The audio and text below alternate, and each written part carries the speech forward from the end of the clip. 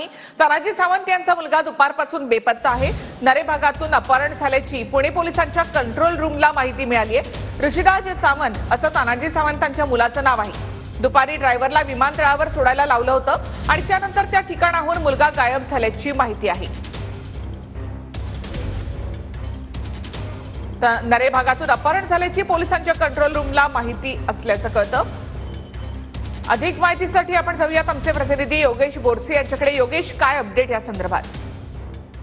माजी आरोग्यमंत्री तानाजी सावंत यांचा मुलगा ऋषिकेश सावंत यांचं अपहरण झाल्याची माहिती मिळते आणि पुण्यातल्याच नरे परिसरातून त्यांचं अपहरण झालेलं आहे।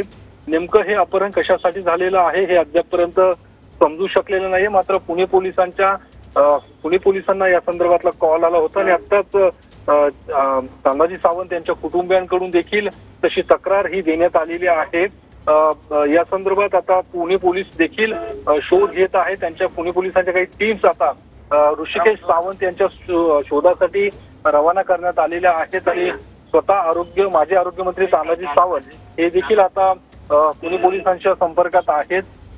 एकूण नेमकं हे कशासाठी घडलेलं आहे, ऋषिकेश सावंत यांचं अपहरण का केलेलं आहे हे अद्यापर्यंत समजू शकलेलं नाहीये। त्यांच्या परिवाराकडून देखील या संदर्भातली माहिती अद्यापर्यंत दिलेली नाहीये। ज्या पद्धतीने पुणे विमानतळावरती ऋषिकेश सावंत हा गेला होता आणि त्यानंतर तिथून नक्कीच धन्यवाद योगेश। एकूणच माहितीबद्दल। ऋषिराज सावंत असं तानाजी सावंतांच्या मुलाचं नाव आहे। सिंहगड पोलीस ठाणे हद्दीतून बेपत्ता झाल्याची माहिती आहे।